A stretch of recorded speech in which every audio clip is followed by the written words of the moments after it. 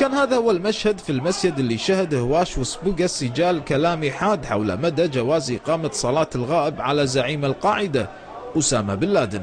هذا ما أفتى فيه أهل العلم، ومن شاء فليراجع فتاوى أهل العلم في هذه المسألة.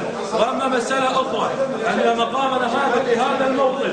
احتجاج الإمام أثار ما بحفيظة الراغبين بأداء الصلاة على بعض ثم بيان عم هذا الدين.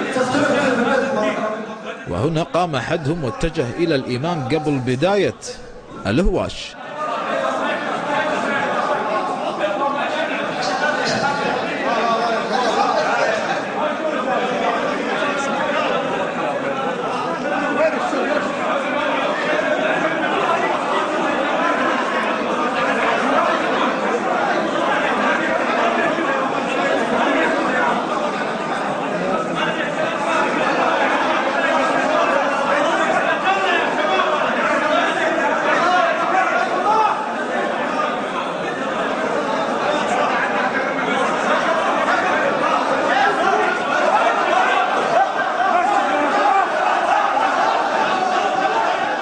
وبعد ذلك حاول رجال الأمن اللي تواجدوا بكثافة خارج المسجد للدخول للحد من أي إصابات بين المصلين.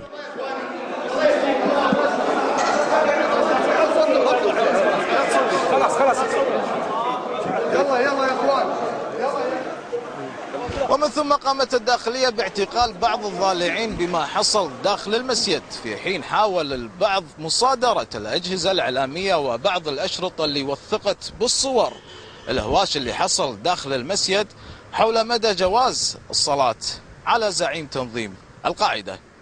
مبارك الجناعي، تلفزيون الوطن.